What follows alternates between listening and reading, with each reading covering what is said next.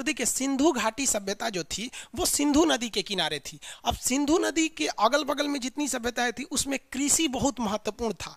कृषि के साथ साथ लेकिन इसमें देखिए महत्वपूर्ण रचना, तो कृषि उनकी रचना थोड़ी थी, कृषि उनका उद्योग था, उसमें बहुत ज्यादा महत्वपूर्ण थे।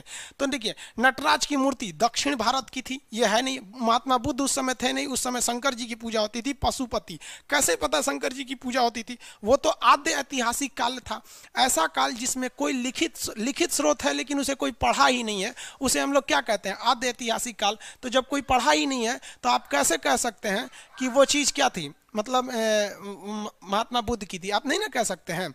तो वहाँ पर कैसे पता चला? तो वहाँ एक मूर्ति है, उस देखा गया कि एक व्यक्ति योग के आसन में, उसके अगल बगल में बैल, सांड, सांप, बिच्छू। तो ऐसा कौन भगवान थे? सांड वगैरह के प्रतिनिधि करने वाले कौन भगवान है? तो भगवान शंकर। इन्हीं का तो पूरा डिपार्टमेंट है, सांड, बैल, बिच्छी, ये सब सारा डिपार्टमेंट किसका है? शंकर जी का डिपार्टमेंट है।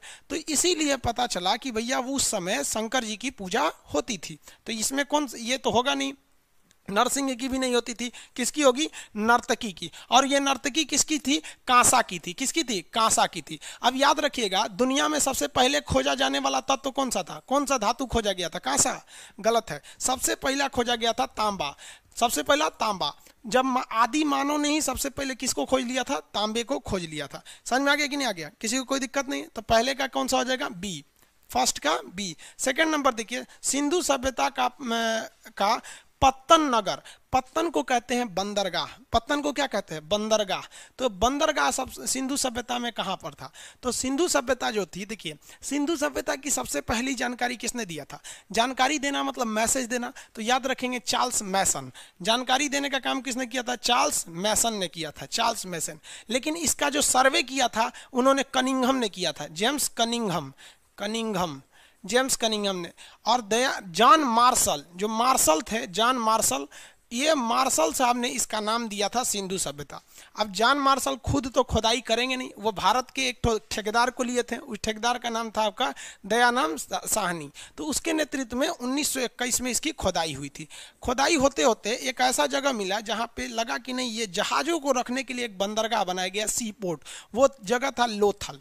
लोथल में क्वेश्चन एक पूछेगा कि लोथल किस नदी के किनारे था, तो आप इसका भी जवाब देंगे कि लोथल किस नदी के किनारे था। आप लोगों को पता होगा लोथल किस नदी के किनारे था?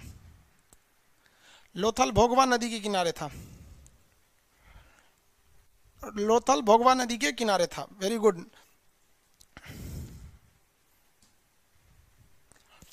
आगे देखते हैं हम लोग। दयाराम साहनी, वेरी गुड, भोगवा नदी के किनारे था।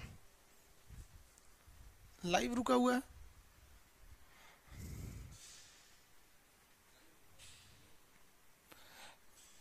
भोगवा नदी के किनारे था। समझ में आ गया? वेरी गुड, चलिए अच्छा है। मोहनजोदड़ो, एक चीज याद रखिएगा, जिस चीज के लास्ट में दड़ो लगा रहेगा वो पाकिस्तान में चला जाएगा। दड़ो लगा है पाकिस्तान में और सिंधु सभ्यता में, इसमें दो चीजें हैं, देखिए ध्यान से।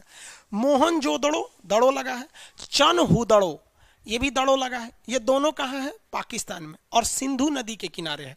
तो मोहनजोदड़ो और चनहुदड़ो ये दोनों के दोनों सिंधु नदी के किनारे स्थित है।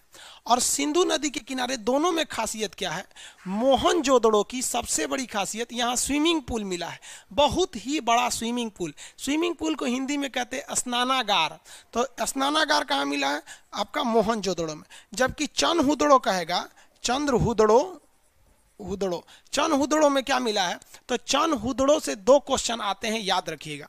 जितने भी मेकअप की सामग्री है, लिपस्टिक, ठोड़ रंगने वाला, काजल, कंघी, शीशा, ये सब टिकुली उकुली, वो सब कहाँ मिला है? चनहुदड़ो में मिला है। कहाँ मिला है? चनहुदड़ो में मिला है। और इसके अलावे सिंधु सभ्यता के जितने भी शहर थे उस शहर के चारों ओर बाउंड्री बनाई गई थी, दीवार बनाई गई थी। जिस दीवार की ऊंचाई बहुत मोटी होने की वजह से उस दीवार को हम लोगों ने दुर्ग कहा था। याद रखिएगा इस सारी चीज़ों को, दुर्ग। हालांकि ये सारी चीज़ें आपको पढ़ाए हुए हैं फाउंडेशन में, तो अब इससे क्या होता है, थोड़ा रिवाइज होते रहता है तेजी से। तो सिंधु सभ्यता के जितने शहर थे उन सब शहर के चारों ओर क्या थे? दुर्ग बने थे। लेकिन एकमात्र शहर चनहुदड़ो था जिसके इसके चारों ओर कोई भी बाउंड्री नहीं थी, यानी इसके चारों ओर किसी भी प्रकार का दुर्ग नहीं था। इसलिए क्वेश्चन आपसे अजीब सा पूछता है, कहेगा कौन सा शहर है जो दुर्ग रहित है। तो सिंधु सभ्यता का कौन सा शहर दुर्ग रहित है? तो चनहुदड़ो दुर्ग रहित है। यह एक औद्योगिक शहर था जिसमें मेकअप की सामग्री ज्यादा मिली थी। तो इसमें होना चाहिए लोथल। चनहुदड़ो में भी दड़ो लगा है पाकिस्तान में। जुरिद जोदड़ो कहाँ था? क्वेश्चन पूछा था यूपीएससी में कि इनमें से कौन सा शहर मतलब भारत में नहीं है। तो उसमें कई था, जिसमें एक था जुरिद जोदड़ो। तो जुरिद जोदड़ो जिसमें दड़ो लगा रहेगा वो सब कहाँ रहेगा? सब का सब पाकिस्तान में रहेगा। समझ आ गया कि नहीं आ गया? किसी को दिक्कत? जिसमें भी दड़ो लगा रहेगा सब का सब पाकिस्तान में। लोथल हो गया। कालीबंगा, तो भाई कालीबंगा जो है वो राजस्थान में है। कालीबंगा कहाँ पे है? राजस्थान में है। इसे राजस्थान में इसमें क्या कहते हैं? काली चूड़ी। राजस्थान में इसको इसका अर्थ क्या होता है? काली चूड़ी। कालीबंगा में, अब याद रखिएगा कालीबंगा से, ये घग्घर नदी के किनारे थी कालीबंगा। और कालीबंगा में नक्काशीदार ईंट मिली है और यहाँ दिखाया गया एक ईंट है जिस पर बिल्ली का पैर है और उसके पीछे चूहा कुत्ते का पैर है। इसका मतलब ये लगता है कि बिल्ली का पीछा कर रही है कुत्ता। तो ये कालीबंगा आपका राजस्थान में। रोपड़ वगैरह भी है। रोपड़ इसमें युगल समाधान मिला है लाशों को एक साथ जलाने के लिए। तो ये हो गया आपका चनहुदड़ो। इसमें आंसर कौन सा होगा? लोथल हो जाएगा। समझ आ गया कि नहीं आ गया? आपको कोई दिक्कत है इसमें? अब इसके बाद बताइए, सिंधु अर्थव्यवस्था यानी सिंधु यानी इंडस वैली सिविलाइजेशन की जो मेन इकोनॉमी थी, सिंधु सभ्यता की जो अर्थव्यवस्था थी, ये किस पर आधारित थी? फटाफट बताएंगे। कितना नंबर क्वेश्चन है ये? आपका 3 नंबर क्वेश्चन है। आगे इसको उठा दें, आंसर देंगे लोग। किस पर आधारित थी सिंधु अर्थव्यवस्था? किस पर आधारित थी? कृषि पर आधारित थी। किस पर आधारित थी? कृषि पर। व्यापार, हाँ देखिए व्यापार उनका था लेकिन उनकी अर्थव्यवस्था इकोनॉमी जो थी वो मेनली कृषि पर थी। क्योंकि व्यापार में भी वो लोग क्या करते थे? व्यापारी करते थे किस चीज का? कृषि उत्पादों का व्यापार करते थे। इनका मेन व्यापार कहाँ से था? रोम से था। इसी को कहेंगे फारस। फारस रोम और फारस से था, मतलब वो बहुत दूर थे, फारस वगैरह के एरिया से इनका था। चाक पर बनाए गए मिट्टी के बर्तन ये नहीं थे। बढ़ईगिरी याद रखेंगे, देखिए ध्यान से फटाफट, ये क्वेश्चन एक बड़ा महत्वपूर्ण पूछा था। बढ़ईगिरी भारत में सबसे बेहतरीन कब था? तो बढ़ई का काम सबसे बेहतरीन चलता था मौर्य काल में। याद रखेंगे आप लोग को, बहुत लोग को आज ये नहीं मिला होगा हार्ड कॉपी, कोई दिक्कत नहीं, आप इसको याद रख लेंगे। हार्ड कॉपी निकलवा लेंगे, दुकान पे जाएंगे फोटोकॉपी करके दे देगा और उसमें आप लोग को ये तो आपको बैकअप में भी क्लास मिलते रहेंगे। तो जो बढ़ईगिरी थी वो मौर्य काल में थी। और हकीकत में जो सिकंदर भारत पर आक्रमण किया था वो हाथियों के लिए नहीं किया था। सिकंदर का सेनापति सेल्यूकस निकेटर भले हाथियों के लिए किया था, लेकिन सिकंदर ने जो किया था भारत पर हमला वो बढ़ई, कुशल बढ़ई के लिए किया था, उस समय के कारपेंटर के लिए। बढ़ईगिरी लिखा, ठीक लिखा नहीं? बढ़ई। तो ये याद रखेंगे, बढ़ई किसके समय था? मौर्य काल में था। आगे बढ़े। व्यापार, गुप्त काल में व्यापार बहुत ही ज्यादा हुआ करते थे। आगे बढ़ जाते हैं। कह रहा है कि वैदिक लोग द्वारा किस धातु का प्रयोग किया गया था? तो आप समझिए, 3 तरह का इतिहास होता है। फर्स्ट होता है जिसे हम लोग कहते हैं प्रागैतिहासिक। प्रागैतिहासिक जिसके समय पाषाण काल थे, तो उस समय सबसे महत्वपूर्ण, सबसे पहले खोजा गया था तांबा। पाषाण काल के बाद आया सिंधु सभ्यता, सिंधु सभ्यता में खोजा गया कांसा। सिंधु सभ्यता के बाद आया वैदिक काल जिसमें खोजा गया लोहा। और लोहा की खोज के बाद खेती में अजीब सी चेंजिंग आने लगी। जैसे लोहा का खोज होने लगा तो लोहा बड़ा मतलब मजबूत भी होता है, टिकाऊ भी होता है, आराम से इसे मोड़ भी सकते हैं। तांबा और कांसा उतना टिकाऊ नहीं होते जितना लोहा होता है। आप भी देखते होंगे लोहा का बहुत यूज होता है। तो जैसे ही लोहे की खोज हो गई, खेती के दुनिया में बहुत सारे चेंजिंग देखने को मिलने लगे। तो लोग जो गांव में रहते थे अब वो गांव से उठकर एक शहर में बसने लगे।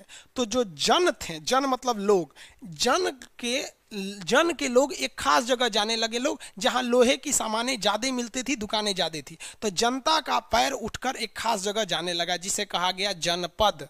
और जनपद जब बहुत बड़ा हो गया तो उसे कहा गया महाजनपद।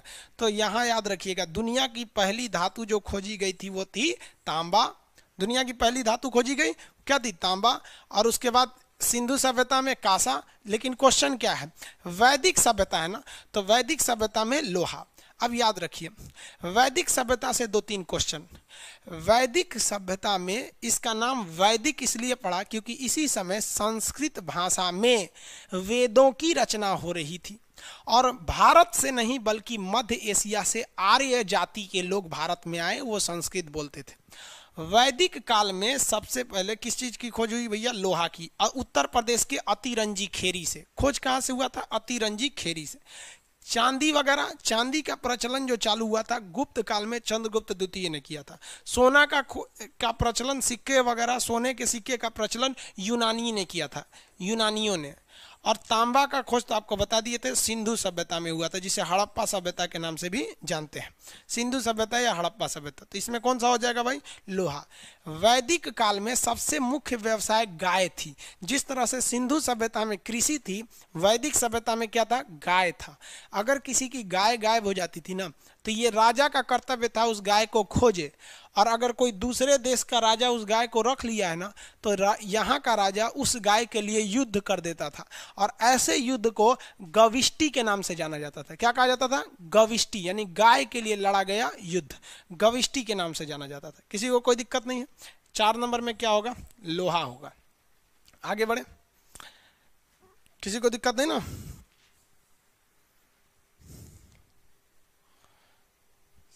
आवाज सही नहीं आ रहा है?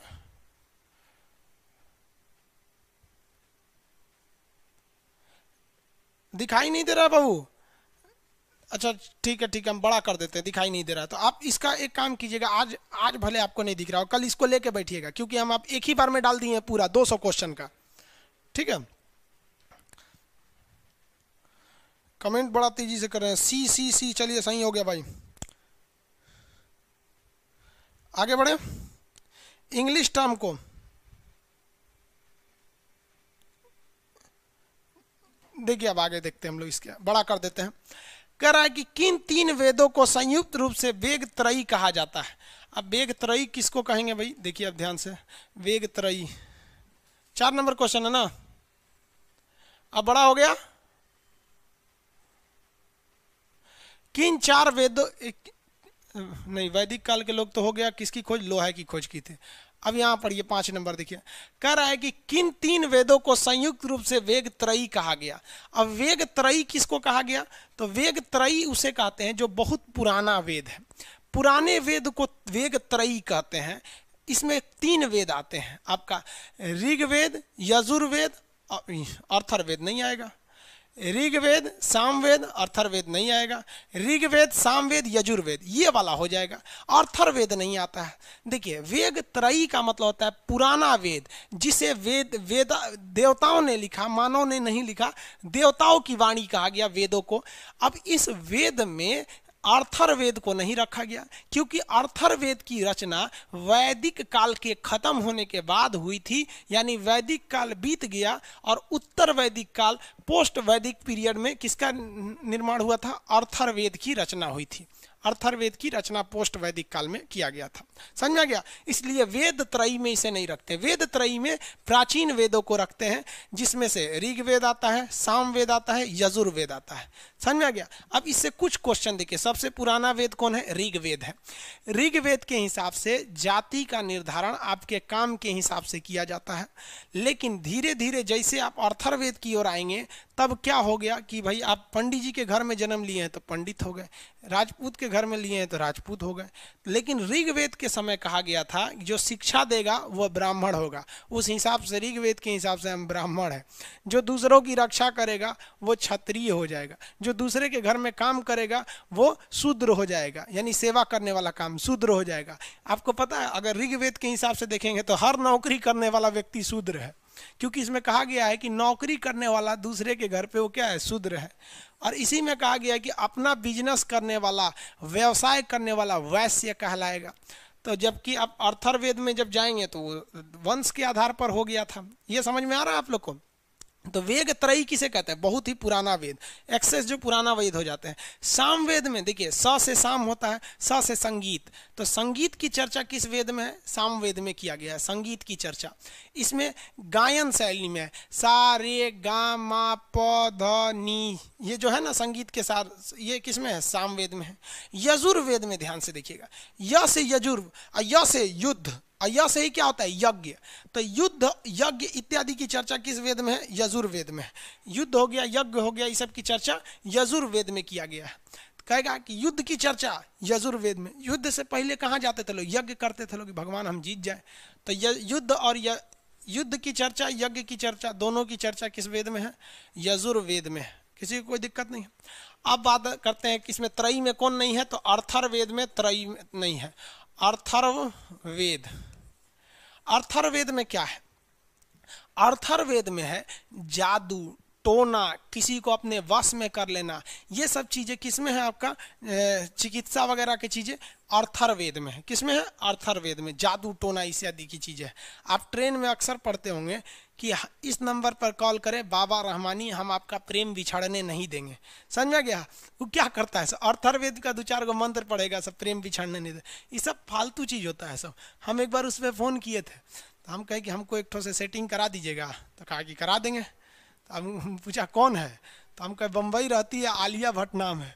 तो कह रहा है हीरोइन हूँ? तो कह रहा हाँ। तो हम फोन कर रहा है कि नहीं हो पाएगा। हम कहे काहे नहीं हो पाएगा? तो कह रहा है कि उतना बड़ा काम नहीं होता है। हम कह रहे बकलोल कहीं का, उतना बड़ा काम नहीं होता। तो गांव के घास कटनी को तो आदमी ऐसे एगो फेस वॉश दे देगा तो खुश हो जाएगा। ऐसा फालतू काम करता है सब, इस सब पे विश्वास नहीं करना चाहिए। अर्थर्ववेद में बोला गया है कि जो पटना की जमीन है वो अछूतों की भूमि है। क्योंकि अर्थर्ववेद में जब कहा गया कि गौतम राहुगढ़ एक बहुत बड़े राजा थे, उनके जो गौतम राहुगढ़ एक बहुत बड़े ऋषि थे, वो अपने मुंह में आग की ज्वाला लेकर मंत्र से उसे जलाए हुए थे।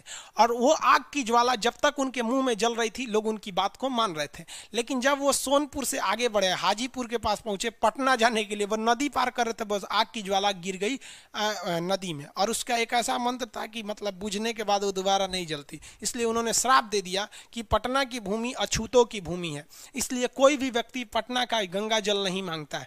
जबकि आप बनारस के गंगा जल को, हरिद्वार का गंगा जल, इवन इलाहाबाद का गंगा जल, इस सब की बहुत वैल्यू है, लेकिन पटना का कोई गंगा जल नहीं मानता है। इसलिए लोग भागलपुर जाके, भागलपुर के सुल्तानगंज से गंगा जल उठाते हैं और देवघर में बाबा भोलेनाथ पे जल चढ़ाते हैं, कांवर के मेला में, सावन में। तो ये अर्थर्ववेद इस तरह में नहीं आता है। ऋग्वेद में आपके गायत्री मंत्र की चर्चा है। गायत्री मंत्र समझ में गया? ओम भूर्भुवस्वः तस्य वितुर्वरेण्यम भर्गो देवस्य धीमहि यो न प्रचोदयात्। ये जो गायत्री मंत्र है ये किसमें है? ऋग्वेद में किया गया। तो ये समझ में आ गया वेद त्रयी। 6 नंबर क्वेश्चन देखिए। 6 नंबर कह रहा है कि वैदिक युग में राजा अपनी जनता को जो कर वसूल करता था, इस कर को क्या कहा जाता था?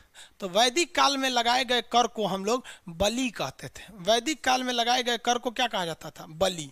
वैदिक काल में जो कर लगाए जाते थे उस कर को बलि कहा जाता था। हो गया? ये हो गया, बलि कहा गया। समझा गया? कर नहीं कहता था। विदथ जो था ना, एक असेंबली थी, सभा थी विदथ, इसमें स्त्री पुरुष सब मिलके एक डिस्कशन करते थे। विदथ। कर तो अभी कहा जाता है, वीरमन नहीं कहा जाता था। ये हो गया बलि। समझा गया? उस समय के टैक्स को क्या कहा गया? बलि कहा गया था टैक्स को। और विदथ क्या था भाई? तो विदथ एक असेंबली थी जिसमें सारे लोग बैठ के किसी खास विषय पर चर्चा करते थे। अगला क्वेश्चन बताएंगे, प्रसिद्ध गायत्री मंत्र कहाँ से लिया गया? ये तो पता ही, अभी बता दिए। गायत्री मंत्र कहाँ से लिया गया भाई? ये थोड़ी बताएंगे आपको। गायत्री मंत्र कहाँ से है? तो बेवकूफ कोई पता है, यजुर्वेद से। यजुर्वेद से है। गायत्री मंत्र ऋग्वेद से। युद्ध की चर्चा यजुर्वेद में, यज्ञ की चर्चा यजुर्वेद में, जादू टोना वशीकरण अर्थर्ववेद में, संगीत की चर्चा सामवेद में किया गया है। अगला क्वेश्चन 2-4, ये 8वां नंबर देखिए, ये तो बहुत ईजी है, ये भी आप बता देंगे। हो गया? कौन है? प्रसिद्ध प्रतीक उत्कृष्ट सत्यमेव जयते लिखा गया है। फटाफट बताएंगे सत्यमेव जयते कहाँ लिखा है? ऑप्शन बस बोलिए, सत्यमेव जयते कहाँ लिखा है?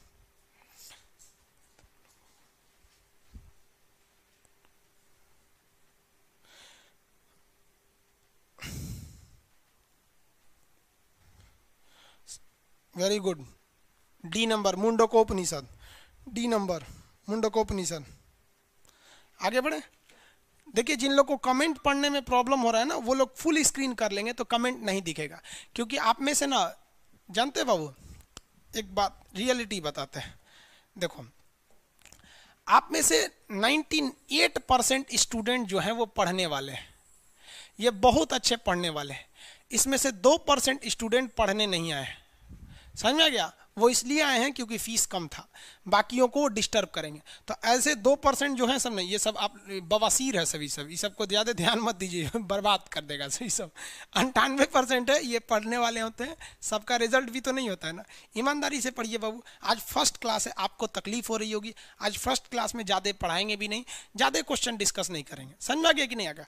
बाकी आप टेंशन नहीं लेंगे, जो टेस्ट सीरीज का बैच रहेगा ये रेगुलर इस तरह से चलते रहेगा। आपको 51, इसमें तो लगभग हम बता रहे हैं आपको 18 से 19 हज़ार लड़कों का एडमिशन केवल 11 रुपये में हुआ था।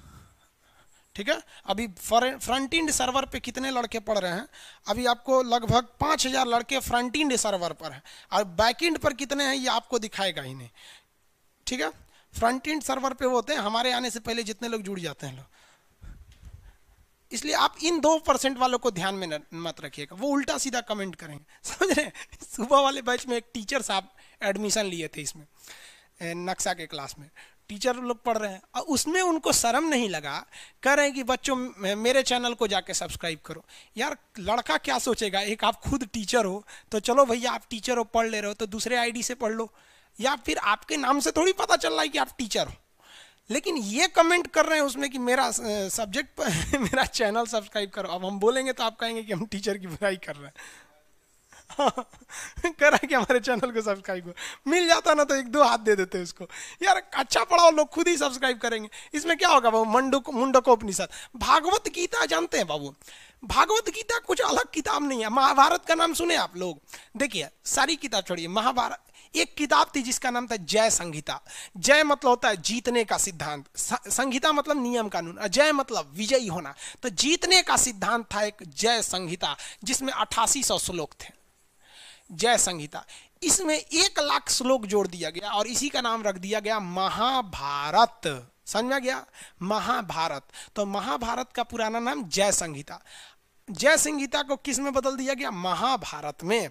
महाभारत में इतना श्लोक कौन जोड़ दिया? वेद व्यास। देखिए किसी भी गोला में, किसी भी सर्किल में सबसे बड़ा हिस्सा क्या होता है? उसका डायमीटर होता है, जिसे क्या कहते हैं? व्यास। क्या व्यास से बड़ा कोई चीज संभव है? किसी गोले के अंदर व्यास से बड़ा कुछ भी संभव नहीं है। उसी तरह दुनिया में क्या महाभारत से बड़ा युद्ध संभव है? नहीं है। तो युद्ध में सबसे बड़ा महाभारत। गोला में, पृथ्वी एक गोल है, इस पृथ्वी पर सबसे बड़ा युद्ध महाभारत, और इस पृथ्वी का सबसे बड़ी रेखा कौन सी हो जाएगी? व्यास। तो महाभारत की रचना किसने किया? वेद व्यास। ये महाभारत में 18 लेसन है। कितने लेसन है बाबू? 18 लेसन। समझ में आ गया? इस 18 लेसन में सबसे महत्वपूर्ण जो लेसन है, उस लेसन का नाम है भीष्म। लेसन का नाम क्या है? भीष्म। लेसन को महाभारत में पर्व कहा गया है। तो इस महाभारत का सबसे महत्वपूर्ण पर्व, पर्व मतलब त्योहार नहीं, पर्व मतलब लेसन, उस लेसन का नाम है भीष्म पर्व। तो महाभारत लेसन का सबसे महत्वपूर्ण लेसन है भीष्म पर्व। उस भीष्म पर्व में अर्जुन को श्री कृष्ण ने उपदेश दे देकर समझाया है कि रे अर्जुन ते दिमाग मत भटकाओ, हम तोरा साथ है ना, हम जिता देंगे तोरा। अर्जुन डर रहा था, अरे उसके गुरु जी थे उधर, कर्ण थे, बड़का। रियलिटी में देखेंगे तो ज्यादातर लोग तो कौरवों के साथ थे, जितने शक्तिशाली थे। ये अर्जुन जीत गए क्योंकि कृष्ण भगवान उनके साथ थे, वरना सूरज को डुबा देना टाइम से पहले, क्या क्या, वरना कर्ण से अगर कोई कवच कुंडल नहीं छीनता तो कोई मार पाता। तो कृष्ण भगवान ने कहा है उस युद्ध के माध्यम से। डायरेक्ट कैसे कहेंगे कृष्ण भगवान कि भगवान होके कि तुम छल कपट कर दो, न्याय की जब बात आई तो झूठ भी बोल सकते हो। डायरेक्ट बोलेंगे तो कहेंगे ना कि भगवान होके झूठ बोल रहा है। तो वो कृष्ण भगवान बड़े होशियार थे, उन्होंने अर्जुन को समझाया। तो जो जो बात उन्होंने अर्जुन को समझाया है, इसको लिखा गया है भीष्म पर्व नामक लेसन में। उसी लेसन को भागवत गीता कहा जाता है। अब कोई भागवत गीता नहीं बोलता है, शॉर्टकट में गीता बोलता है। समझ में आ गया ना? तो गीता जो आप पढ़ रहे हैं ना, वो एक केवल लेसन है। किस किताब का? महाभारत का। तो महाभारत का सबसे पुराना नाम जय संहिता। वेद व्यास ने महाभारत लिखा। इस महाभारत का सबसे महत्वपूर्ण लेसन का नाम है भीष्म पर्व, जिसमें कृष्ण और अर्जुन के वार्तालाप की चर्चा है। इसी भीष्म पर्व को भागवत गीता कहते हैं, जिसे शॉर्टकट में लोग गीता कहते हैं। कोर्ट में कसम खाते हैं, हम गीता पे हाथ रख के कसम खाते हैं, हम कुरान पे कसम खाते हैं, और ऐसे झूठे कसम लोग बहुत खाते हैं। और वैसे भी भैया अगर कसमें सच होती तो सबसे पहले भगवान मरता, उसी के लोगों ने सबसे ज्यादा कसम खाया। कुछ भी हो गया भगवान कसम ले, भगवान कसम, वही सोचेगा आदमी को बनाए चोट्टा हमरे को बर्बाद करे। और सतयुग में भगवान लोग जमीन पे रहते थे, और अभी कलयुग में उतर जाए थोड़ा, भगवान लोग जमीन पे पकड़ के म्यूजियम में डाल देगा, भगवान उतर लो यहाँ से। समझ आ गया?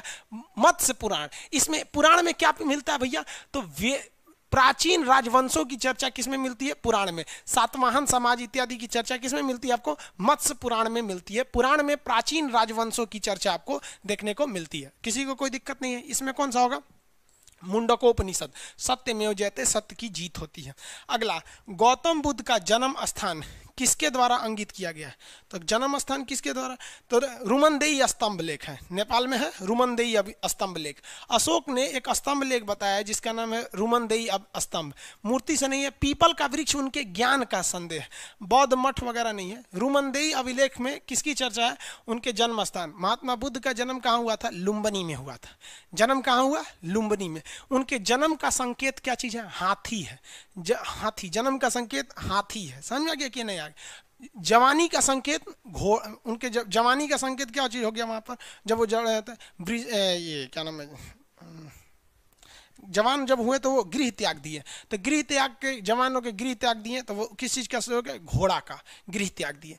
उसके बाद से जब उन्हें ज्ञान की प्राप्ति हो गया तो वहां पे वृक्ष है, बोधि वृक्ष। समझा गया कि जब पहला उपदेश दिए तो उसके जगह पे क्या है? चक्र है। और जब वो परिनिर्माण प्राप्त हो गए तो वहां पर स्तूप बना दिया गया है। स्तूप एक उल्टा कटोरा की तरह होता है। तो इसमें क्या होगा? अशोक मौर्य, यानी मौर्य वंश का राजा अशोक का रुमनदेई अभिलेख हो गया। किसी को कोई दिक्कत नहीं? आगे देखते हैं। प्रथम बौद्ध परिषद। प्रथम बौद्ध परिषद मतलब प्रथम बौद्ध संगीति।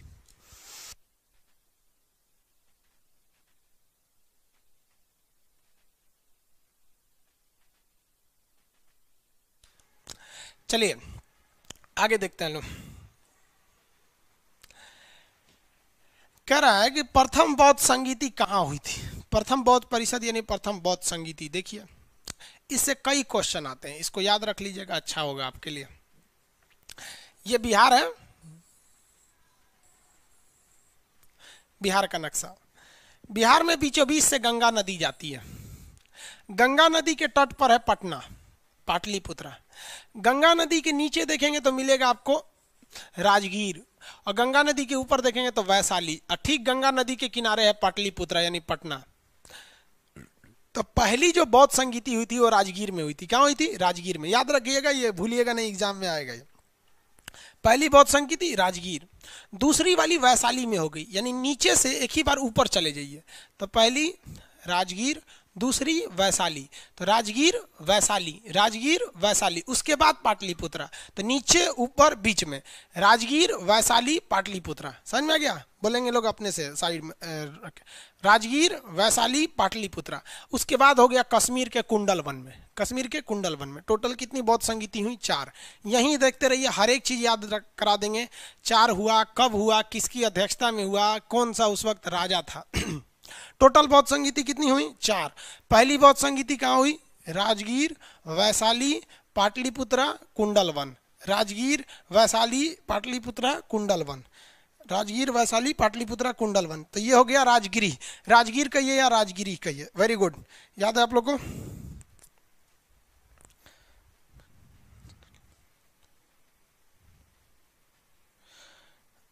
राजगीर होता है, राजगिरी नहीं। अरे बाबू वही चीज होता है बाबू, कौन कह रहा है राजगिरी नहीं होता है? राजगिरी भी होता है। राजगीर कहिए या राजगिरी कहिए, दोनों एक ही चीज है, दोनों दे देता आपको। इंग्लिश हिंदी दोनों में क्वेश्चन चाहिए। एक्चुअली ये वाला क्वेश्चन प्रिंट हो चुका है, इसलिए अभी इसको केवल हिंदी में ही मिल पाएगा। देखिए ये तो जगह हो गए चारों। पहला राजगीर, वैशाली, पाटलिपुत्रा, कुंडलवन। अब डेट याद रखेंगे, जगह का तो टेंशन खत्म, डेट याद रखिएगा। देखिए 483, 383, 255 पहली सदी। पहला कौन सा था? 483, नीचे वाला 483 ईसा पूर्व, बीसी, बिफोर क्राइस्ट। 483 ऊपर वाला 383, 255। 483, 383, 255 पहली सदी। समझ में आ गया? पहला सम्मेलन बोलिए, राजगीर, वैशाली, कुंडलवन, सॉरी राजगीर, वैशाली, पाटलिपुत्र, कुंडलवन। समय बोलिए 483, 383, 255 और ये पहली सदी। तो ये समय भी हो गया और कौन हो गया, उसके स्थान भी हो गए। अब इस समय पूछ देता है राजा कौन था। क्या पूछ देगा? राजा। याद कर लीजिए एक ही बार में, राजा याद रखिए। राजा के बाद आगे देखते हैं।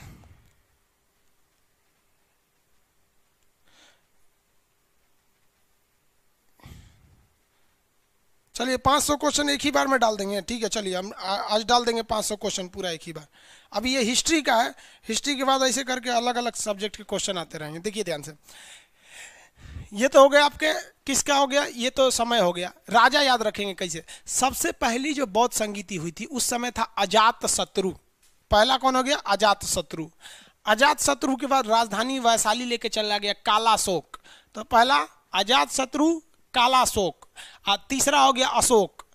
कालाशोक के बाद अशोक, और इसके समय हुआ कनिष्क के समय में। चौथी बौद्ध संगीति कनिष्क। देखिए चौथी वाला सब कौन से मिलेगा आपको? कश्मीर के कुंडलवन में कनिष्क। समझ गया? कश्मीर के कुंडलवन में कनिष्क। कनिष्क को द्वितीय अशोक कहते हैं, याद रखिएगा, क्वेश्चन पूछेगा। कनिष्क को द्वितीय अशोक। तो इससे याद रखिएगा कैसे, राजा कौन था यहाँ पे? पहला वाला में राजा हो जाएगा आपका अजात शत्रु, कालाशोक, अशोक, द्वितीय अशोक। अजात शत्रु, कालाशोक, अशोक, द्वितीय अशोक। याद रहेगा? कालाशोक, अशोक, सॉरी अजात शत्रु, कालाशोक, अशोक, द्वितीय अशोक। द्वितीय अशोक किसे कहते हैं? कनिष्क को। याद हो गया यहाँ पे? ये चीजें हो गई। समय याद हो गया आप लोग को?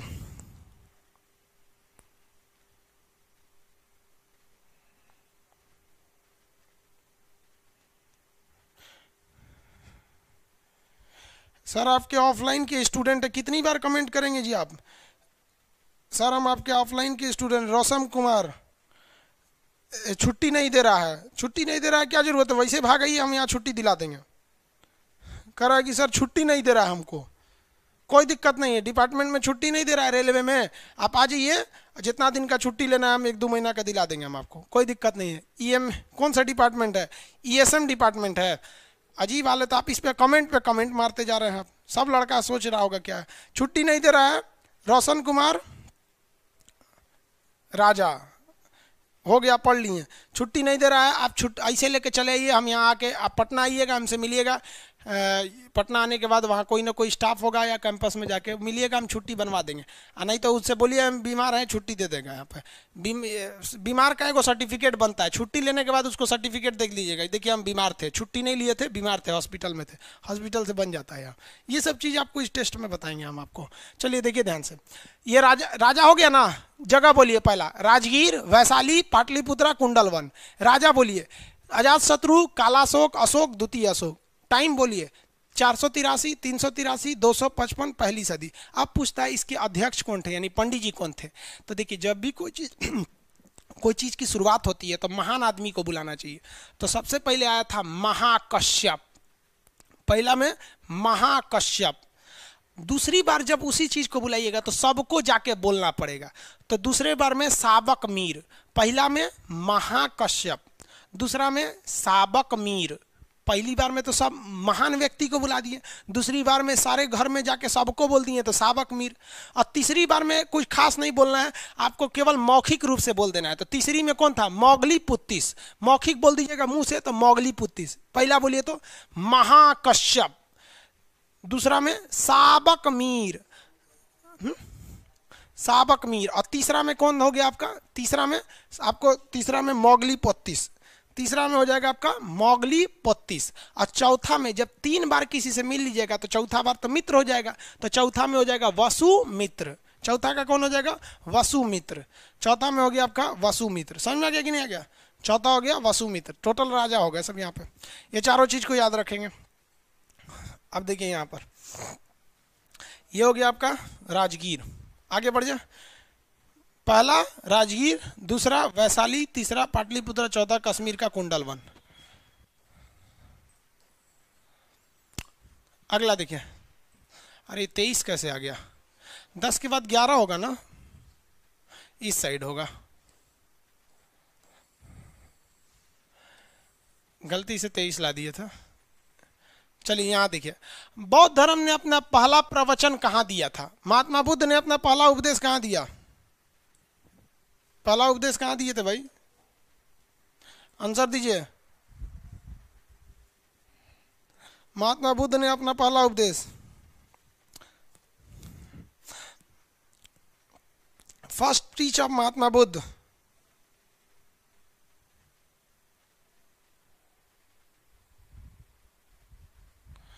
वेरी गुड, बी ऑप्शन दे रहे हैं लोग। बी में क्या है?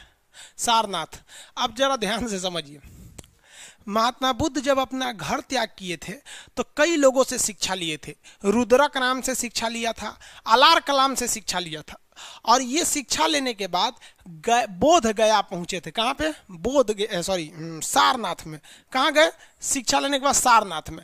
और सारनाथ में ये क्या कर रहे थे? तपस्या कर रहे थे, खूब घोर तपस्या कर रहे थे सारनाथ में। सुनिए ध्यान से। और ये ज्ञान को प्राप्त करने के लिए कहाँ गए थे? सारनाथ में। बोध गया नहीं गए थे, याद रखिएगा, ज्ञान लेने के लिए सारनाथ गए थे। और ये अकेले नहीं थे, इनके 5 मित्र थे सब। और वहाँ एक जंगल था जिसका नाम था मृगदाब वन। क्या नाम था? मृगदाब वन। मृगदाब वन में ये आराम से खूब तपस्या कर रहे थे, बिना खाए पिए खूब तपस्या। तब तक अचानक एक घुंघरू की आवाज़ सुनाई दी, छम छम छम। तो इनके 5 दोस्त एकदम ध्यान मग्न थे अपनी तपस्या में। अब महात्मा बुद्ध इसे देख लिए, रे तुरी का कौन है रे इधर? तो देखे, अरे तुरी का एगो लड़की है सुंदर। तो जाके पूछे क्या बात है? तो वही कही कि किसी वीणा को, यानी बजाने वाला जो वीणा होता है, उसको इतना मत तान दीजिए कि टूट जाए, और इतना धीमा भी मत बनाइए कि वो मतलब बजबे ना करे। तो महात्मा बुद्ध का मतलब क्या है? तो वो लड़कियां बोली कि अरे ऐसा ना भगवान की तपस्या कीजिए कि भगवान डर जाए आपसे, नॉर्मल कीजिए, यहाँ कोई भगवान ना मिलने वाले हैं। तो महात्मा बुद्ध वो महिला की बात सुन के सारनाथ से भाग गए। और कहाँ आ गए? बिहार के बोध गया में। और वहां जब तपस्या किए तो वैशाख पूर्णिमा के दिन उन्हें ज्ञान प्राप्त हो गया, उनकी शरीर से प्रकाश आने लगा। अब जब उन्हें ज्ञान प्राप्त हो गया तो वो गौतम से हो गए महात्मा बुद्ध। तब उनको याद आया कि ससुरा हमारा अभी 5 गो जो दोस्त था सब ना, वो तो यूपी में है सब, सारनाथ में। जाके देखते हो कि नहीं को ज्ञान मिला कि नहीं। तो दौड़ी दौड़ी गए, उनसे को पूछे, रे तो नहीं का ज्ञान ना मिला अभी? तो कहा हमको तो ज्ञान नहीं मिला, तुमको ज्ञान मिल गया? तो महात्मा बुद्ध कहा एकदम मिल गया। पूछा सर तुमको कैसे मिला? तो महात्मा बुद्ध कहें बकलोल कहेंगे, तू लोग बढ़िया चीज़ पे ध्यान नहीं देता है, एगो बढ़िया चीज़ आया था समझा के चल गया, हो गया ज्ञान मिल गया, समझा गया। तो महात्मा बुद्ध ने अपना पहला उपदेश अपने 5 मित्रों को दिया था, समझा गया। इस घटना को धर्म चक्र प्रवर्तन कहा जाता है, उनको जो उपदेश दिया था। और ये सारनाथ में दिया था, लेकिन इसमें श्रावस्ती है, ऑप्शन में नहीं है। ज्ञान क्या मिला था? बोध गया में, गया में ही जिला है गया, वहाँ पे ज्ञान मिला था। आगे बढ़े। सबसे ज्यादा उपदेश इन्होंने कहाँ दिया था? सबसे ज़्यादा इन्होंने उपदेश दिया था श्रावस्ती में, क्योंकि बरसात के समय ये कहीं निकलते नहीं थे और श्रावस्ती में ही रहते थे, वहीं पे बैठ के ये ज्ञान दिया करते थे श्रावस्ती में। इनको परिनिर्माण यानी इनकी मृत्यु देहांत कहाँ हुआ था? तो उत्तर प्रदेश के कौन सा जिला? कुशीनगर में। कौन सा जगह पे? कुशीनगर में। तो ज्ञान पहला उपदेश कहाँ दिया? सारनाथ में। सर्वाधिक उपदेश कहाँ दिया? श्रावस्ती में। बरसात का समय बिताया श्रावस्ती में बिताया था। मृत्यु कहाँ हुई थी? कुशीनगर में। कुशीनगर किस महाजनपद में था? मल्ल महाजनपद में। मल्ल महाजनपद में कुशीनगर था। आगे बढ़ जाओ, अगला देखते हैं। प्रारंभिक बौद्ध ग्रंथ की रचना किसमें की गई है? तो किसमें? प्राकृत भाषा में? नहीं भैया, प्राकृत भाषा में जैन धर्म वाला, पाली भाषा में। किस भाषा में? पाली भाषा में।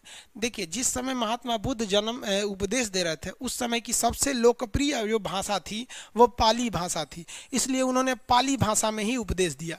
जबकि जैन धर्म वालों ने प्राकृत भाषा में उपदेश दिया, जिसे अर्धमागधी कहते हैं।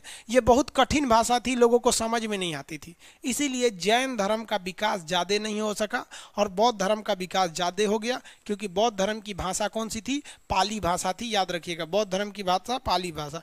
चित्रलेखा, ये तो सिंधु सभ्यता की भाषा थी भैया, चित्र बना बना के लिखा जाता था, चित्रलेखा। वैदिक काल की भाषा थी संस्कृत, वैदिक काल की भाषा थी संस्कृत। बौद्ध धर्म की भाषा कौन सी थी? बौद्ध ग्रंथ की भाषा थी आपकी पाली भाषा। उस समय की सबसे प्रसिद्ध भाषा थी पाली भाषा। समझ में आ गया कि नहीं आ गया? किसी को दिक्कत? अगला देखते हैं।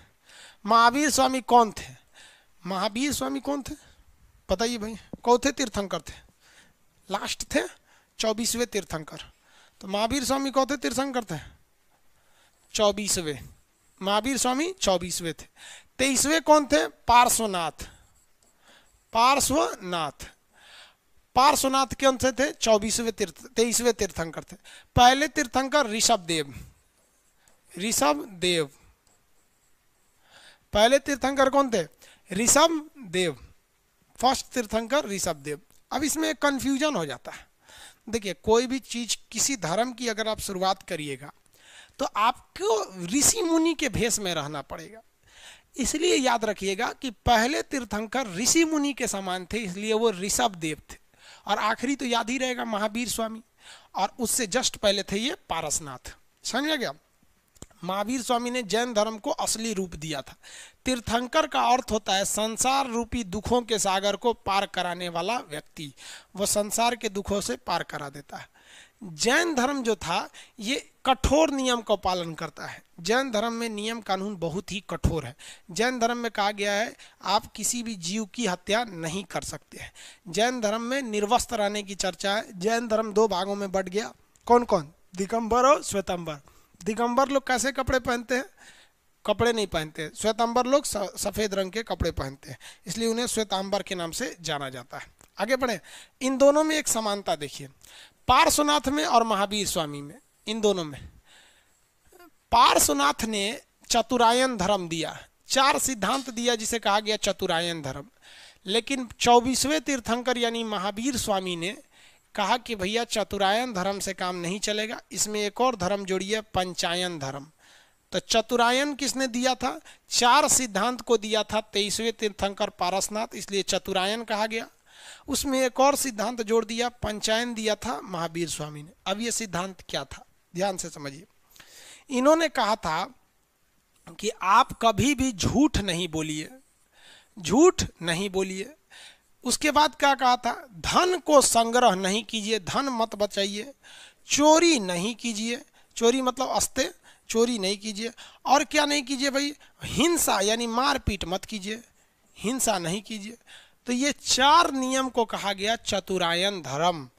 झूठ नहीं बोलना है, धन संग्रह नहीं करना है, चोरी नहीं करनी है, हिंसा नहीं करनी है। समझ में आ गया कि नहीं आ गया?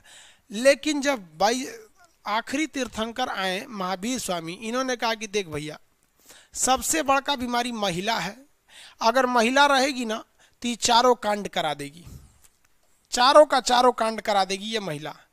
कैसे?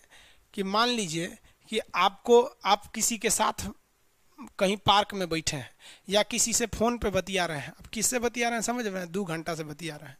और घर से पापा का फ़ोन आया, क्या कर रहे हो बाबू? तो क्या कहेंगे? ओकरा से बतिया रहे हैं, तुरंत झूठ बोलेंगे। वो एगो दोस्त का फ़ोन, तो सीधे कहते हैं खान सर के पास फ़ोन किए थे इंक्वायरी नंबर पे। झूठ बोला गया। किसके वजह से? वही नारी। अब उसको गिफ्ट देना है, बर्थडे आ गया या कभी भी, तो गिफ्ट देंगे तो पहले से धन को जुटाएंगे कि नहीं? मान लीजिए कहीं कोर्स खरीदने के लिए 500 की ज़रूरत है तो घर से मांगेंगे 700, 200 रुपया का गिफ्ट देंगे। किसके लिए? उसी के लिए देंगे। ये सब महावीर स्वामी भाप रहे थे। चोरी, अगर घर वाला पैसा नहीं देगा तो चोरी कर लेंगे। गिफ्ट तो देना ही है, चाहे धन संग्रह करके दे चाहे चोरी करके दे, तो चोरी भी कर लिए उसी के लिए। अब मान लीजिए उसको किसी दूसरे के मोटरसाइकिल पे देख लिया, बस हिंसा चालू, धड़ाधड़। इसलिए महावीर स्वामी ने कहा इस सबका जड़ जो है ना नारी है, इसलिए ब्रह्मचर्य रहिए। क्या रहिए? ब्रह्मचर्य। यानी एक और सिद्धांत जोड़ दिया, पंचायन बना दिया, ब्रह्मचर्य कर दिया। कहा कि चुपचाप रहिए, एकदम शादी ब्याह मत कीजिए, महिलाओं को नहीं देखिए इधर उधर, ब्रह्मचर्य करिए।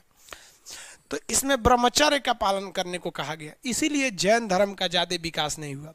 अब आप बताइए ना, आप ही को कहा जाएगा शादी ब्याह मत कीजिए तो आप जैन धर्म मानेंगे? नहीं मानेगा सब। समझ आ गया? तो ये ये कौन से थे? महावीर स्वामी अंतिम तीर्थंकर थे। जैन साहित्य को क्या कहा जाता है? त्रिपिटक, भैया त्रिपिटक बौद्ध धर्म में, वेद हिंदू धर्म में, आर्य सूत्र ये सूत्र नहीं, किताब नहीं, अंग देखिए ये है आपका जैन धर्म का। 12 अंग 12 उपांग ये जैन धर्म के प्रमुख किताब है। देखिए 14 पूर्वा 12 अंग और 12 उपांग ये किताब का नाम है। 14 पूर्वा महावीर स्वामी के दिए गए उपदेशों की जिस किताब में चर्चा है उसे कहते हैं 14 पूर्वा। 12 अंग किताब का नाम है, 12 उपांग किताब का नाम है। ये सब चीजें किसकी है? जैन धर्म की। आगम भी जैन धर्म का है, समझा गया? इसमें कौन सा होगा? डी, जैन धर्म। जैन साहित्य में कौन होगा? अंग। 12 अंग तथा 12 उपांग ये सब की चर्चा किसमें है? जैन धर्म में। 12 अंग तथा 12 उपांग ये सब की चर्चा जैन धर्म में। आगे बढ़े, 12 अंग 12 उपांग जैन धर्म में। अगला कह रहा है एलेक्जेंडर और पोरस की लड़ाई। देखिए एलेक्जेंडर किसे कहा जाता था? सिकंदर को। एलेक्जेंडर यानी पोरस, और पोरस की लड़ाई कहाँ हुई थी? कहाँ हुई थी भैया बताइए, फटाफट आंसर दीजिए।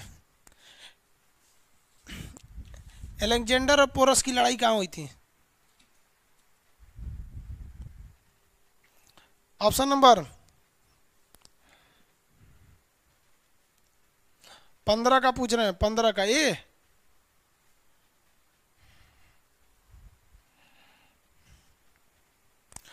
चलिए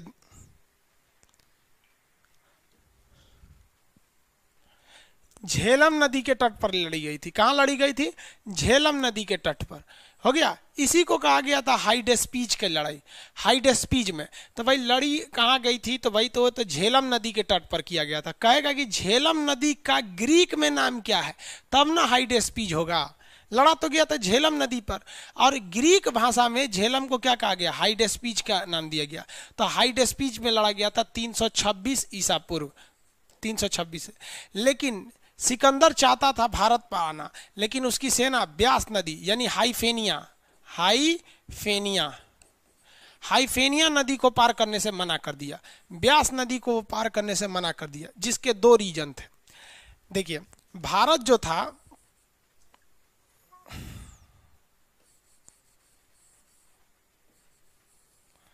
यहां पर था ब्यास नदी, तो उसकी सेना इस ब्यास नदी को पार करने से मना की। रीजन नंबर 2, ब्यास नदी में भयानक बाढ़ आई हुई थी। रीजन नंबर 2, ब्यास नदी के इस साइड नंद वंश का राज था, और नंदों के पास बहुत बड़ी हाथियों की फौज थी, और इनकी सेना को हाथियों से लड़ने का अनुभव नहीं था। इसलिए इसकी सेना इस नदी को पार करने से मना कर दी। ब्यास नदी यानी हाइफेनिया नदी को पार करने से मना कर दी, जिस वजह से सिकंदर लौट गया। और सिकंदर जब लौट रहा था तो इराक के बेबीलोन में 323 ईसा पूर्व उसके पेट दर्द के कारण उसकी मौत हो गई। उसका घोड़ा का नाम था बुके फराल, उसके घोड़ा की भी मौत हो गई। समझ में आ गया कि नहीं आ गया? किसी को दिक्कत? बोलिए। यहाँ हाइड स्पीच नहीं होगा।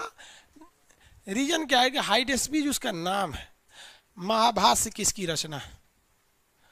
महाभाष्य किसकी रचना है? फटाफट आंसर देंगे लोग, आंसर दीजिए। महाभाष्य किसकी रचना है?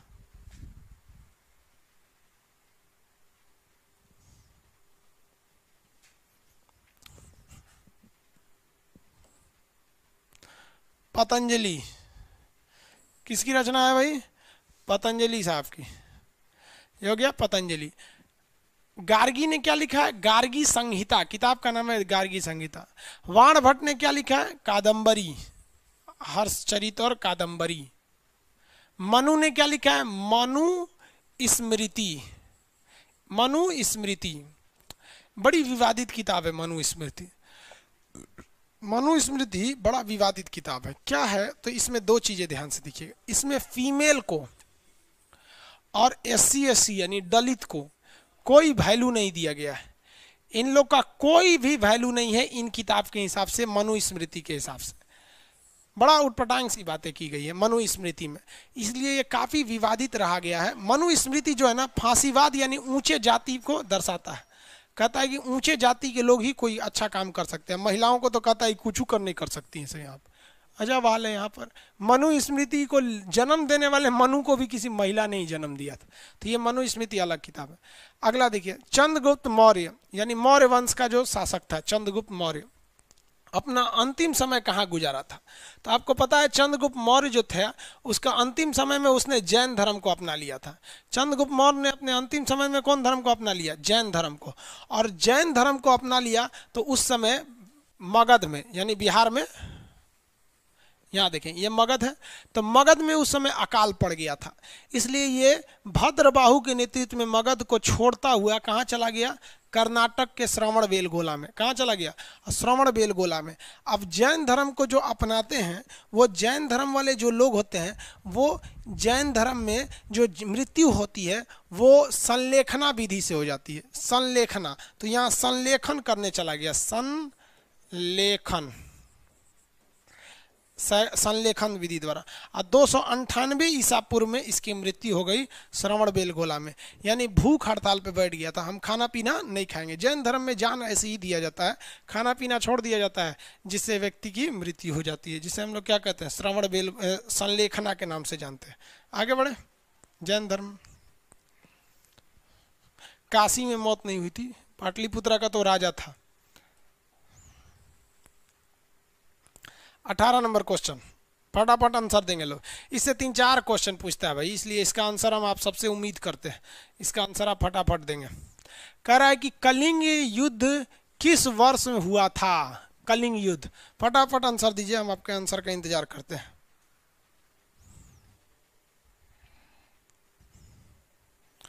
कलिंग युद्ध 18 का बी नहीं, ए होगा। चलिए, बहुत से लोगों का सही है, ए होगा। कलिंग युद्ध की चर्चा, देखिए कलिंग युद्ध जो था इसमें हुआ था, अशोक ने अपना राज्याभिषेक किया था 269 में।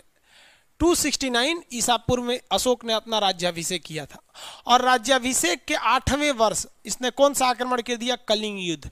कलिंग युद्ध की चर्चा अशोक के कौन से शिलालेख से मिलती है? 13वें शिलालेख से। कलिंग से ये चीजें याद रखिएगा। अशोक का राज्याभिषेक 269 ईसा पूर्व में हुआ था।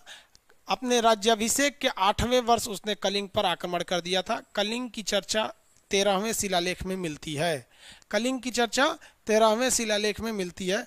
और इसके बाद, कलिंग युद्ध के बाद अशोक का हृदय पलट गया। उसने इतना नरसंहार, इतना लूट मार, खून खराबा देखा कि अशोक ने कहा कि ना भैया, अब हमसे ये मार धार वाला काम नहीं हो पाएगा। समझ आ गया कि नहीं आ गया? किसी को कोई दिक्कत नहीं है? आगे बढ़े।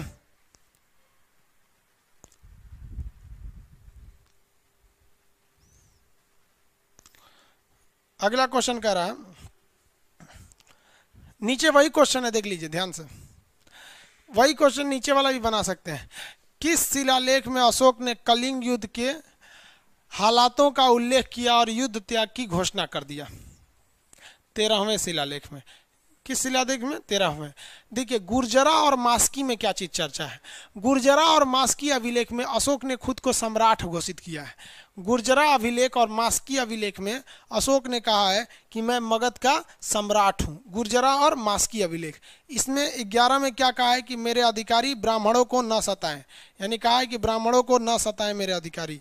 तो इसमें ब्राह्मणों की चर्चा हो गई है, हो गया।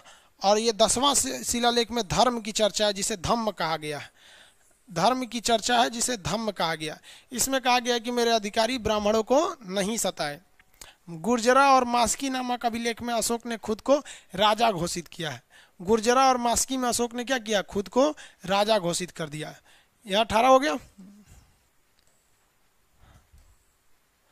20, चंद्रगुप्त मौर्य के दरबार में भेजा गया यूनानी राजदूत कौन सा था?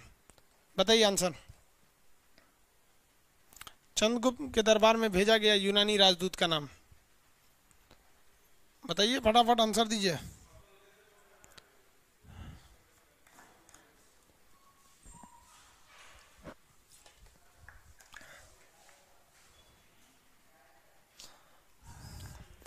देखिए ध्यान से, चंद्रगुप्त मौर्य के शासनकाल में एक व्यक्ति ने आक्रमण किया था जिसका नाम था सेल्यूकस निकेटर। इसने आक्रमण किया था, राजदूत नहीं था, इसने क्या किया था, युद्ध किया था। किससे युद्ध किया, तो चंद्रगुप्त मौर्य से। लेकिन इसके गुरुजी का नाम क्या था, चंद्रगुप्त मौर्य के गुरुजी का नाम चाणक्य था।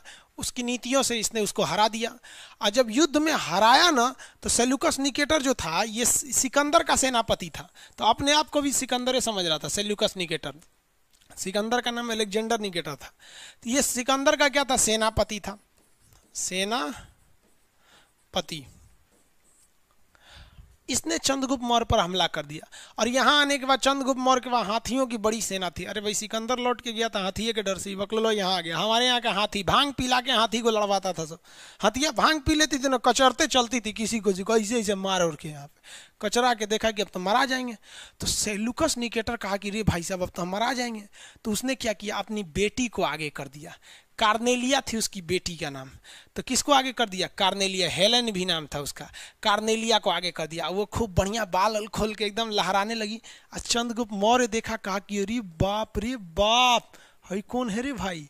तो देखा तो उसको देखते रह गया। तो कहा कि भाई देख सेल्यूकस निकेटर, तो हम ये लड़किया से ब्याह करबो, तो हमसे ब्याह करा दे तोरा छोड़ देंगे। तो मने मन कहा कि एकरे खातिर तो इसको लाइवे किए थे, हारने लगेंगे। हम जानते हैं तुम युद्ध की तलवार की लड़ाई में तुम जीत सकते हो, लेकिन दिल की लड़ाई में मेरी बेटी ही जीतेगी। तो उससे हो गया, शादी उदी हो गया उसका। लेकिन इसके मन में एक डर था कि भाई हम तो चंद्रगुप्त मौर्य से विवाह करने के लिए तो आए नहीं थे, तो कारणवश विवाह हो गया युद्ध हारने के कारण। तो इसने अपना एक राजदूत भेज दिया जिसका नाम था मेगास्थनीज। और सेल्यूकस निकेटर ने कहा था मेगास्थनीज से कि हमारी बेटिया ठीक ठाक से रहेगी ना। तो भाई ये बेटिया को खूब प्रेम करता था ये क्या करने लिया, तो ये कहता था ठीक है महाराज एकदम बढ़िया है। तो इसका राजदूत यही था, यूनानी राजदूत मेगास्थनीज था। और मेगास्थनीज ने मगध के बारे में एक किताब लिखा है, उस किताब का नाम है इंडिका। किताब का नाम क्या है, इंडिका। तो इसके दरबार में भेजा गया राजदूत का नाम क्या था भैया, मेगास्थनीज। कौटिल्य इसके गुरुजी का नाम था, इस ससुर जी थे, युद्ध करने आए थे। आगे बढ़ जाते हैं मेगास्थनीज की किताब। अगला क्वेश्चन देखिए, मेगास्थनीज, इंडिका किसकी किताब है, मेगास्थनीज की किताब है। सिंह तो आए थे चीन से। फाहियान की किताब का नाम क्या है, फो क्यू की। किताब का नाम क्या है, फो क्यू की। किताब का नाम है फो क्यू की। किताब का नाम फो क्यू की। ह्वेनसांग की किताब का नाम सी यू की। सी यू की। ह्वेनसांग ह से ह्वेनसांग हर्षवर्धन के काल में आया था। फाहियान जो थे वो चंद्रगुप्त द्वितीय विक्रमादित्य के काल में आए थे। चंद्रगुप्त द्वितीय विक्रमादित्य के काल में आए थे फाहियान, समझ में गया। और ह्वेनसांग हर्षवर्धन के काल में आए थे। ह्वेनसांग को यात्रियों का पंडित कहते हैं, याद रखिएगा क्वेश्चन पूछेगा। यात्रियों का राजकुमार, नीति का पंडित किसे कहते हैं, ह्वेनसांग। ये बिहार के नालंदा विश्वविद्यालय में स्टूडेंट बन के आया था। इतना न पढ़ लिया कि वहाँ टीचर बन गया, यानी वहाँ पर ये अध्ययन का भी काम किया था। और अध्ययन करने के बाद वहीं पर इसने अध्यापन यानी पढ़ाने का भी काम किया था ह्वेनसांग। फाहियान जो था ये तो आया था चंद्रगुप्त द्वितीय के दरबार में, समझ में आ गया। 21 नंबर, 22 नंबर देखिए, 22 कह रहा है चरक किसके दरबार में राज्य चिकित्सक थे। राज्य चिकित्सक मतलब उसके दरबार में जो डॉक्टर के पद पर थे। किसके दरबार में, कनिष्क के दरबार में। किसके दरबार में थे, कनिष्क के दरबार में राज्य चिकित्सक थे। किसके दरबार में, कनिष्क। कनिष्क के दरबार में ये राज्य चिकित्सक थे, यानी डॉक्टर थे उनके पद पे। चंद्रगुप्त मौर्य वगैरह के दरबार में ऐसे नहीं थे। आगे देखते हैं 23 नंबर क्वेश्चन। 23 पढ़िए फटाफट, बनाइए। सातवाहन का सबसे बड़ा शासक कौन सा था। इसमें दो चीजें आप फंस जाइएगा। देखिए सातवाहन में सबसे प्रमुख शासक था हाल, लेकिन कहेगा सबसे प्रतापी शासक, प्रतापी मतलब सबसे ज्यादा युद्ध करने वाला, तो गौतमी पुत्र सातकर्णी। लेकिन कहेगा सबसे बड़ा शासक कौन था, तो हाल था। ये पढ़ा लिखा था, लेकिन सबसे ज्यादा मरखा कौन था, गौतमी पुत्र सातकर्णी। मरखा कहेगा तो गौतमी पुत्र सातकर्णी होगा, लेकिन यहाँ पे कह रहा है कि सबसे बड़ा शासक यानी महान की बात कर रहा है तो हाल होगा सातवाहन में। सातवाहन शासकों में आपसे 3-4 क्वेश्चन पूछता है, याद रखिएगा, बहुत इंपॉर्टेंट पूछता है सातवाहन में। 3 चीजें सातवाहन का याद रखिएगा। इनके यहाँ जो सिक्के थे वो किसके थे, सीसा का सिक्का। सातवाहन का सिक्का शीशे का था। पहला। दूसरा मातृसत्तात्मक, इनका समाज कैसा था? मातृसत्तात्मक।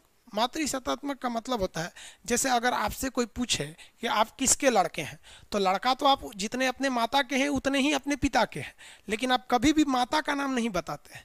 जब भी कोई पूछता है कि आप किसके लड़के हैं तो आप किसका नाम बताते हैं? आप बताते हैं अपने पिता का। तो हमारा समाज पितृसत्तात्मक है, यानी हम अपने पिता को ज़्यादा वरीयता देते हैं। अगर किसी के पिताजी नहीं हैं, उनका स्वर्गवास हो गया है, स्वर्ग चले गए हैं, तो भी वो अपने पिता का ही नाम बताएगा, माता का नहीं बताएगा। स्वर्गीय लगा के बताएगा लेकिन पिता का ही बताएगा। समझ में गया? लेकिन सातवाहन समाज जो था वो मातृसत्तात्मक था। इसके संस्थापक जो थे सीमुख थे, मातृसत्तात्मक। उसके बाद सबसे ज्यादा ब्राह्मणों को भूमि अगर दान दिया है तो किसने दिया है? सातवाहन ने दिया है। याद रखिएगा, ये क्वेश्चन पूछेगा। सर्वाधिक भूमि दान किसने दिया है? सातवाहन शासकों ने दिया। सर्वाधिक भूदान देने वाला, ब्राह्मणों को सर्वाधिक भूमि देने वाला सातवाहन शासक।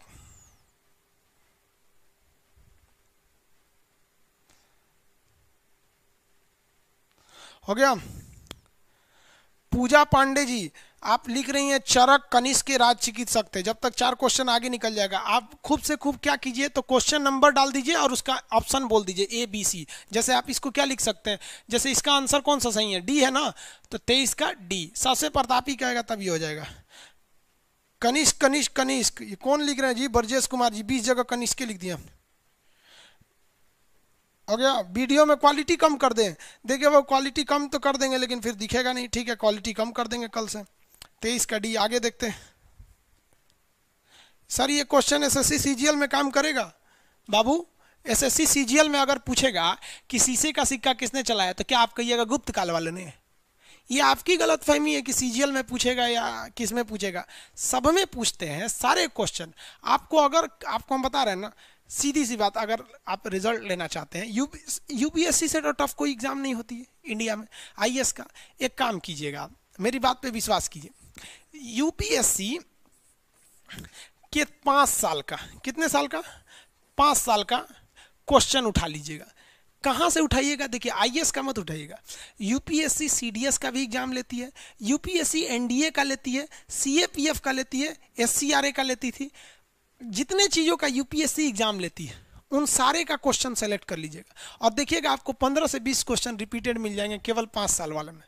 लेकिन लड़का क्या करता है? आईएएस की तैयारी करेगा ना तो बस आईएएस पढ़ेगा। लो, हम आपको बताते हैं 2012 में गजब हुआ था। 2012 नहीं, 2013 में। 2013 में ऐसे 4 क्वेश्चन थे जो सीडीएस में भी पूछा था, वही एससीआरए में पूछा था और वही आईएएस के एग्जाम में पूछा था। सेम साल 2013। अब हमको ये कंफर्म नहीं हो रहा है कि 2012 था या 13 था, क्योंकि बहुत दिन पुराना बात हो गया, 7-8 साल हो गए वहाँ पे। तो उसमें सेम क्वेश्चन थे। तो आपकी गलतफहमी है। आप देखेंगे जो क्वेश्चन रेलवे में पूछा वो कल थोड़ा सा पूछ देंगे एसएससी में, तो थोड़ा बहुत चेंजिंग होते रहते हैं। अब आप लोग एक के पीछे भागेंगे तो ये उस सबको ही पता है। इसलिए वो लोग क्या करते हैं, क्वेश्चन रिपीट नहीं करते हैं बल्कि दूसरे से उठा लेते हैं। 2005 से पहले क्या था कि आप प्रीवियस क्वेश्चन पढ़ लेंगे तो लड़ जाता था, लेकिन अभी नहीं है। रेलवे वाला अपना प्रीवियस नहीं उठाता है, एसएससी का प्रीवियस उठा लेता है। एसएससी वाला अपना उठा लेता है, कहीं और से उठा लेता है। तो सब जगह से पढ़िए। आगे देखिए, कह रहा निम्नलिखित में से किसमें विद्या का सबसे पुराना पीठ माना जाता है? नालंदा। क्वेश्चन यहाँ घुमा देगा, सुनिए ध्यान से। कहेगा कि दुनिया का सबसे पुराना यूनिवर्सिटी जिसने सबसे पहले हॉस्टल को छात्रावास कहते हैं, हॉस्टल देना चालू किया था। अरे नालंदा मार दिए हैं तक्षशिला होगा जी, तक्षशिला। जबकि हॉस्टल देने वाला पहला यूनिवर्सिटी था नालंदा, लेकिन सबसे पुराना क्या होगा? तक्षशिला होगा। ऑप्शन नंबर कौन सा होगा इसमें? ए, तक्षशिला। कहाँ पर है ये? पाकिस्तान में। अब यूपीएससी में क्वेश्चन पूछा, सुनिए ध्यान से। छोटा मोटा एग्जाम में ये पूछेगा। यूपीएससी में पूछा था कि इसे किसने बनवाया था, तो हो जाएगा राजा तक्ष ने। बनवाया किसने था? तक्ष ने। एक बार पूछा था ये कहाँ पर है, तो पाकिस्तान में, लेकिन वो पूछा था किस जिला में, तो रावलपिंडी, रावलपिंडी जिला, रावलपिंडी जिला में। नालंदा विश्वविद्यालय, तो ये तो बिहार में है, नालंदा जिला में है, बिहार में। अभी खंडहर टाइप का हो गया, अभी जाके वहाँ देख सकते हैं नालंदा विश्वविद्यालय को। नालंदा विश्वविद्यालय को किसने जलवा दिया था? बख्तियार खिलजी। किसने जलवाया? बख्तियार खिलजी। अब लड़का गलती क्या करेगा? बख्तियार खिलजी कहेगा कि बख्तियार खिलजी किसका सेनापति था, तो मार देगा अलाउद्दीन खिलजी का। अरे भैया, बख्तियार खिलजी अलाउद्दीन खिलजी का नहीं था, वो कुतुबुद्दीन ऐबक का सेनापति था। किसका सेनापति? कुतुबुद्दीन ऐबक का सेनापति था। बख्तियार खिलजी कुतुबुद्दीन ऐबक का सेनापति था। याद रहेगा आप लोग को? किसका सेनापति? कुतुबुद्दीन ऐबक का सेनापति था।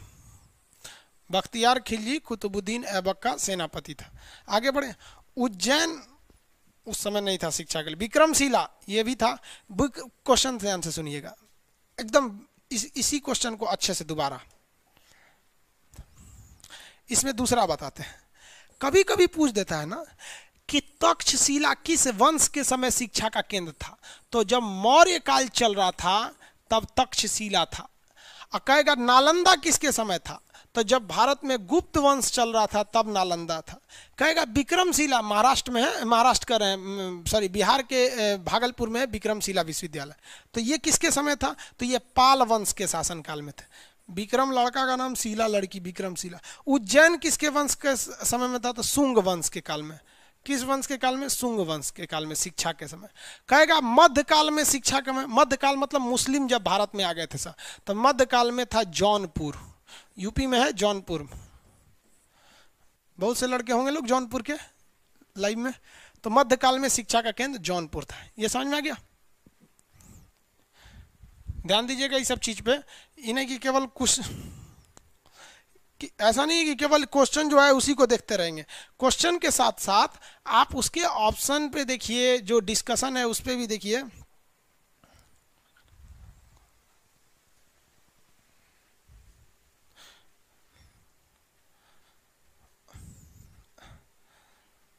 आगे बढ़े।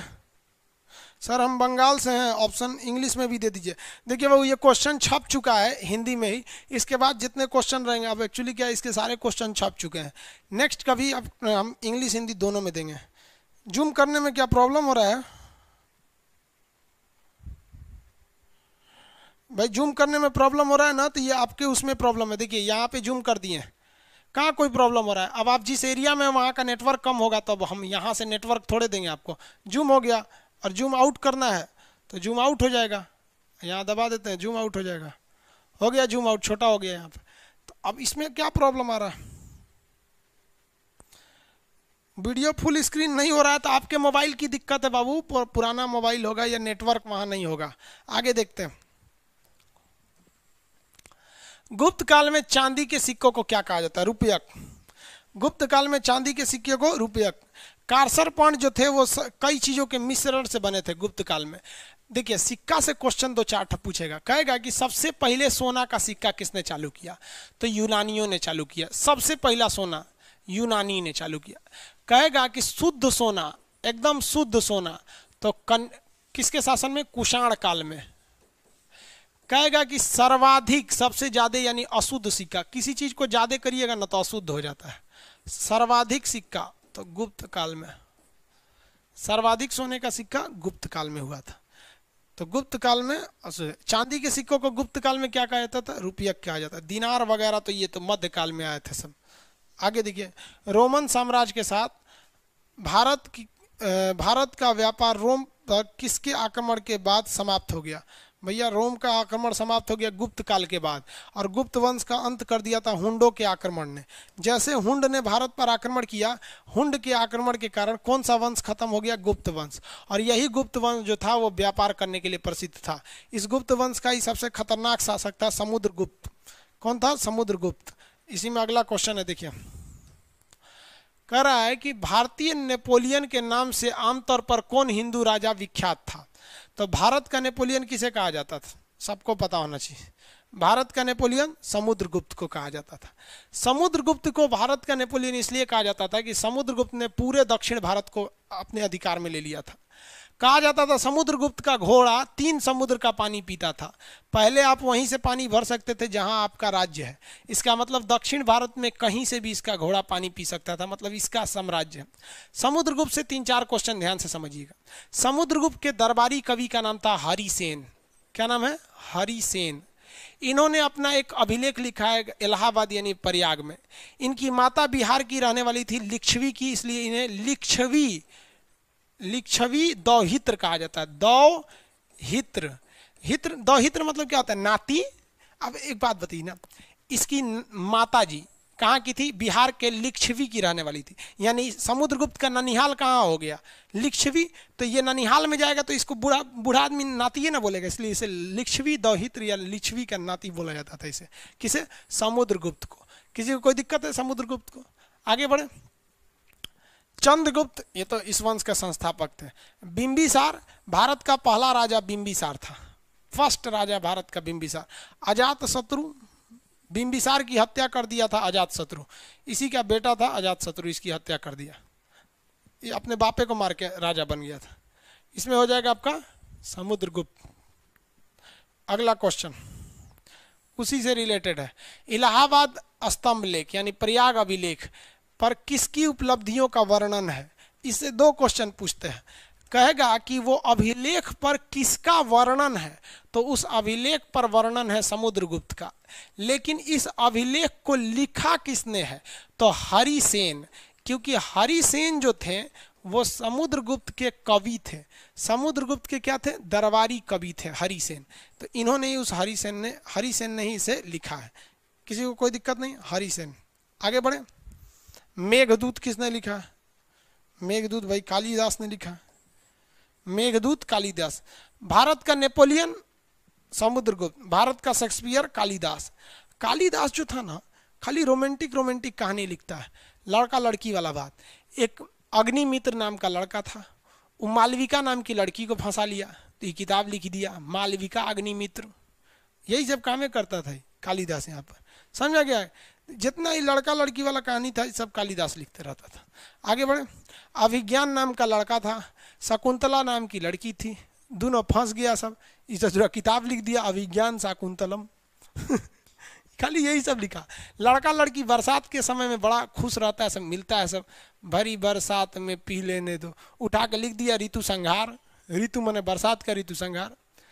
पार्वती जी का प्रेम हो गया शंकर जी से, इन दोनों लोग का, उन्हों को नहीं छोड़ा, लिख दिया पार्वती परिणय। तो खाली प्रेमे वाला कहानी लिखता था कालिदास, समझ आ गया कि नहीं आगे? इसलिए इसे भारत का शेक्सपियर कहा जाता है। एलोरा की गुफाएं हिंदू बौद्ध जैन तीनों के लिए, महाराष्ट्र में एलोरा की गुफाएं।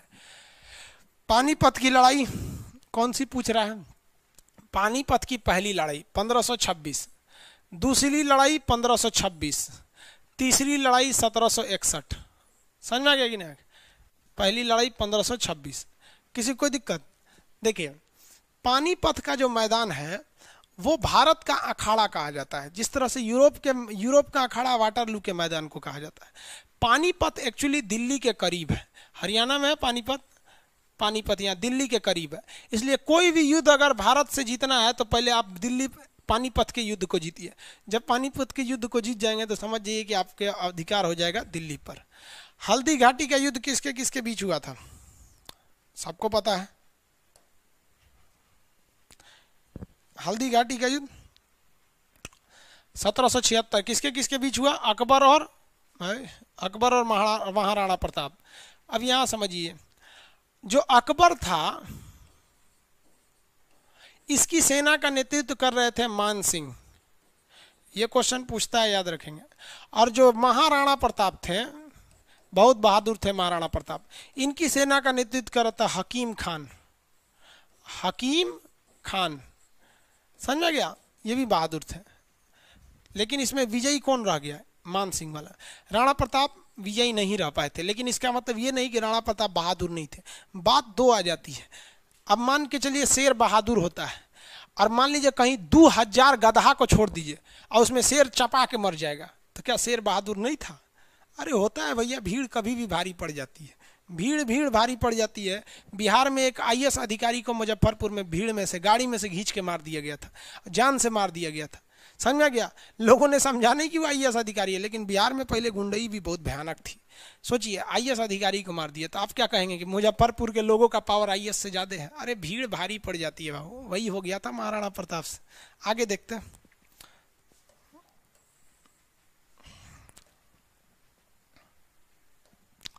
निम्नलिखित में से किस शासक ने जजिया कर को समाप्त कर दिया? जजिया कर, चलिए देखते हैं लोग जजिया कर के बारे में क्या है भैया। ये जजिया कर, जजिया कर क्या था कि एक हिंदुओं से लिया जाने वाला, यानी हिंदू नहीं कहेंगे, गैर मुस्लिम से, इसमें वो लोग जजिया कर देते थे जो मुस्लिम नहीं थे। चलिए ध्यान दीजिए जजिया कर के बारे में।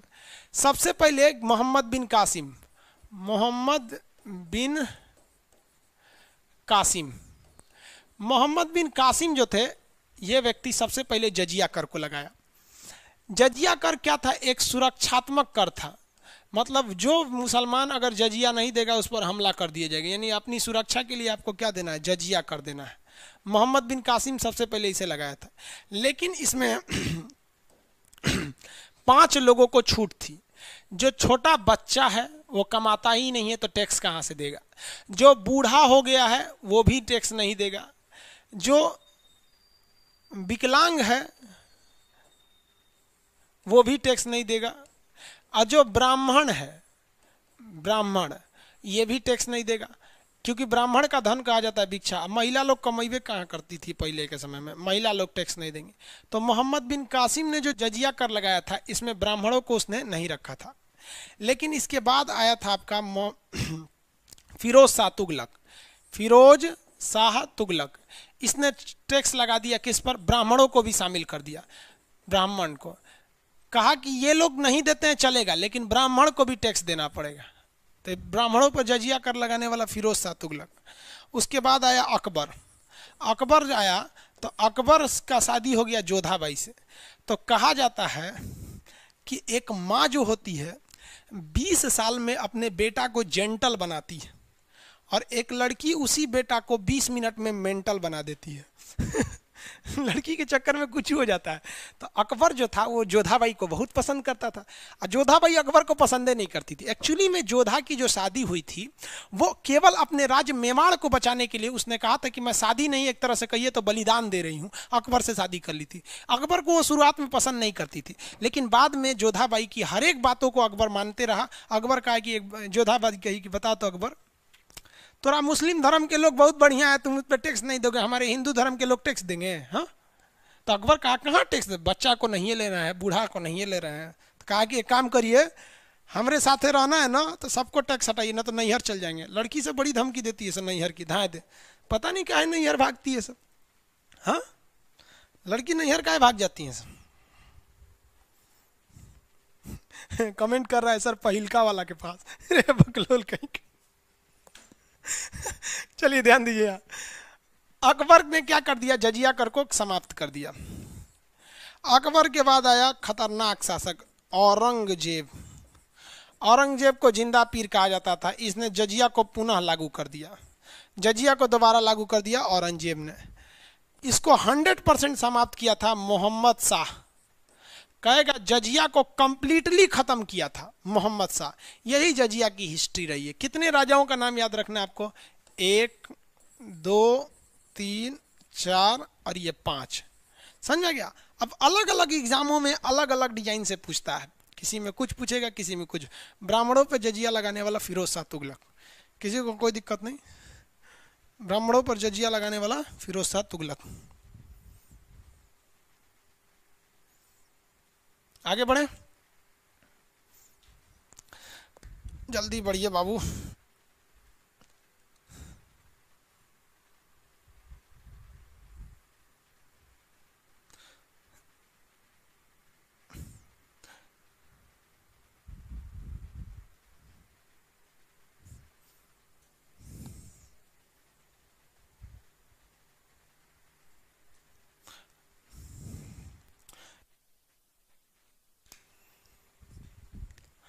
चलिए अगला क्वेश्चन देखते हैं।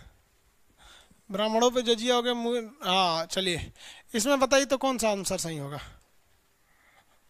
इसमें आंसर कौन सा सही होगा? है बलबन नहीं जी, निम्नलिखित ने जजिया कर को समाप्त किया था। जजिया कर इसमें हो जाएगा अकबर। इसमें अकबर ने जजिया कर को समाप्त कर दिया था, अकबर। अगला देखिए, जजिया ने इसको समाप्त किया। किस मुगल बादशाह ने मुगलों की राजधानी आगरा से दिल्ली लेके चला गया? आगरा से दिल्ली ले जाने वाला राजा बताइए, देखिए ध्यान से, मुगलों की स्थापना बाबर ने किया था। बाबर के समय इसकी राजधानी जो थी आगरा थी। बाबर के बाद आया हुमायूं, ज्यादा दिन शासन ही नहीं किया, दिल्ली के बाद चला गया हुमायूं यहाँ पर। हुमायूं के बाद आया अकबर, अकबर की भी राजधानी थी आगरा। अकबर के बाद कौन आया? जहांगीर, जहांगीर, जहांगीर कौन आया? जहांगीर, जहांगीर बादशाह। जहांगीर के बाद आया शाहजहां। शाहजहां की पत्नी थी मुमताज। मुमताज बेचारी मर गई। मुमताज इतनी सुंदर थी कि 14 को लड़का पैदा कर दिया ये शाहजहां। 14 को में 7 को मर गए, सो 7 को बचलते थे, सोचा फैक्ट्री बना दिया था।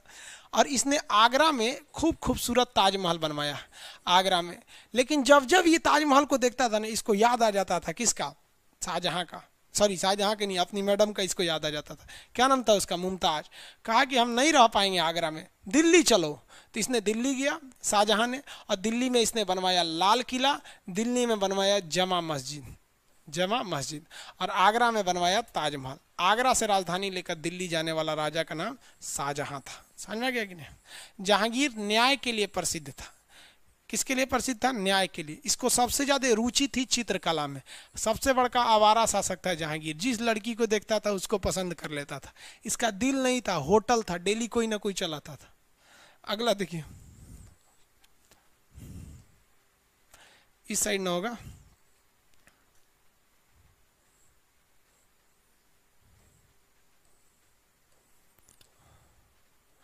देखिए भाई 34 हो गया, 35 देखते हैं। 35 नंबर क्वेश्चन क्या कह रहा है? निम्नलिखित में से मिलान कीजिए। आगरा का किला किसने बनवाया था? भैया आगरा का किला बना था अकबर के समय, क्योंकि अकबर के समय राजधानी आगरा ही थी। ताजमहल किसने बनाए थे? शाहजहां ने बनवाए थे। पुराना किला कहाँ है? दिल्ली में। इसे किला कुहना कहते हैं, शेरशाह सूरी ने बनवाया था। शेरशाह सूरी ने। समझ में आ गया कि नहीं आ गया? कौन सा ऑप्शन होगा इसका? ऑप्शन लगाएंगे इसको? ऑप्शन नंबर हो जाना चाहिए सी। Option number C. आगे देखिए, शेरशाह सूरी की मृत्यु कहाँ लड़ते समय हो गई थी? शेरशाह सूरी की मृत्यु कहाँ लड़ते समय हुई थी? तो कालिंजर नहीं है, ये रहा कालिंजर। कालिंजर कहाँ पर है बबुआ? मध्य प्रदेश में है। कालिंजर का पुराना नाम कहेगा तो महोबा, महोबा कालिंजर। अब ये कालिंजर में इसकी मौत हो गई 1545 ईस्वी में। कैसे मौत हो गई? तो इस करमफोर था ये। कौन? शेरशाह सूरी। कहा जाता है कि इंसान की जब किस्मत खराब रहती है ना, तो ऊंट पे बैठे आदमी को कुत्ता काट लेता है। वही हो गया किसके साथ? शेरशाह सूरी के साथ। शेरशाह सूरी ने कालिंजर जीतने के लिए कालिंजर के किला पर तोप से हमला किया। वो तोप का गोला गया एकदम कालिंजर के किला पर, और किला की दीवार से लड़ गया, और लड़ने के बाद वापस आ गया। ससुरा जब लड़ा न किला पे तब नहीं फटा, और जब वापस आया शेरशाह सूरी के पास देखे गोदामे में फट गया। जहाँ बारूद का गोदाम था, ससुरा चितड़ा उड़ गया इसका, मर गया बेचारा। हद है भैया शेरशाह सूरी समझ गया? जिस समय शेरशाह सूरी हमला कर रहा था ये मर गया। उसी समय अकबर जो था बहुत छोटा था, मैं 3 साल का था अकबर उस वक्त।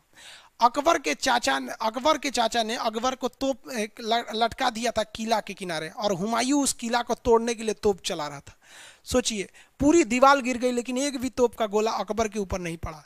अकबर का नसीब बढ़िया था शेरशाह सूरी दूसरे को मारा तो ऊपरे चला आया, मर गया बेचारा शेरशाह सूरी। मरने के बाद इसे मध्य प्रदेश से कहाँ लाया गया? बिहार में। आंसर बताइएगा लोग, बिहार में इसका मकबरा कहाँ पर है? बिहार में शेरशाह सूरी का मकबरा कहाँ है?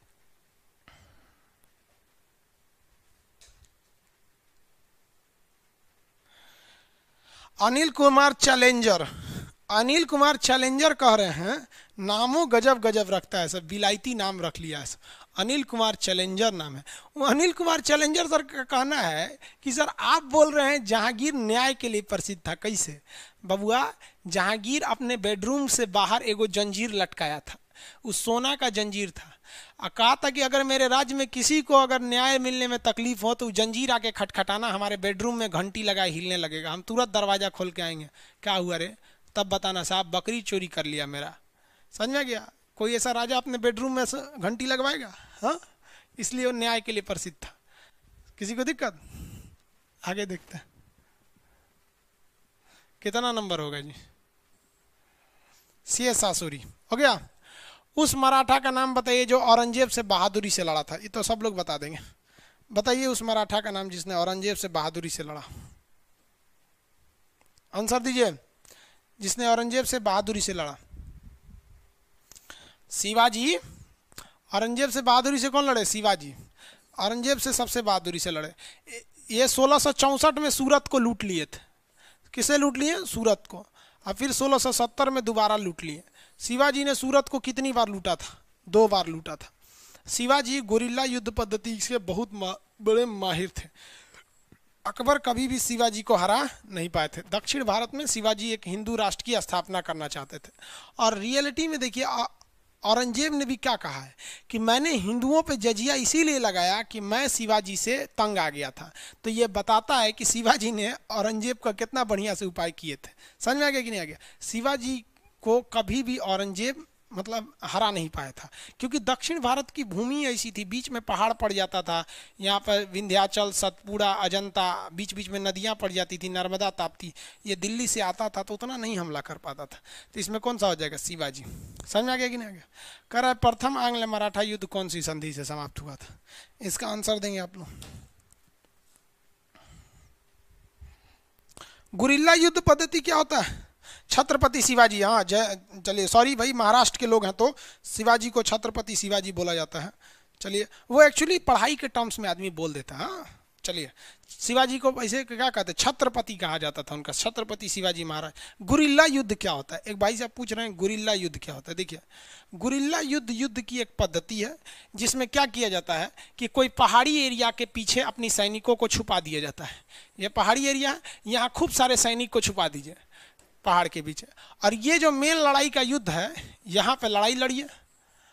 अब ये बहुत बड़ी फौज है और आप छोटी सी फौज है, तो इससे कैसे लड़िएगा? तो गुरिल्ला से।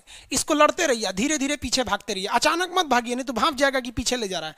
लड़ते लड़ते धीरे धीरे धीरे धीरे इधर घूमिए, भागते रहिए, और यहाँ आके इधर भागिए यहाँ पे। और जैसे भागेंगे तो आपके पीछे ये वाली फौज आएगी, इन फौज की इधर से तीर से लेके निशाना मार ससुरा कोच दे इसको। गुरिल्ला युद्ध पद्धति शिवाजी के समय यही होता था। पहाड़ में से निकल के कहाँ से मार देते थे सब, इसलिए शिवाजी को पहाड़ी चूहा कहा गया। नाम सुने होंगे आप लोग। समझ में आ गया कि नहीं आ गया? किसी को कोई दिक्कत? 37 नंबर हो गया। आगे बढ़ जाए। यूपीएसआई के लिए क्या ये बैच है? बाबू बताइए आप। हाल जीएस अलग से थोड़ी होता है, सबके लिए फायदा करेगा। लाइव चलने के बाद ये क्लास वॉल्यूम में रहेगा? हाँ बाबू रहेगा। लाइव चलने के बाद वॉल्यूम में असाइन कर दिए हैं लोग ने? हाँ रहेगा। आप लोग ये क्या नाम है, इसको हार्ड कॉपी बनवा लीजिएगा, क्योंकि आज बहुत लड़कों के पास हार्ड कॉपी नहीं है, इसलिए कई लड़कों को प्रॉब्लम हो गया। ठीक है, आज इस क्लास को इतना ही रहने देते हैं 37 क्वेश्चन पे, कल हम इसको और ज़्यादा बता देंगे। ठीक है।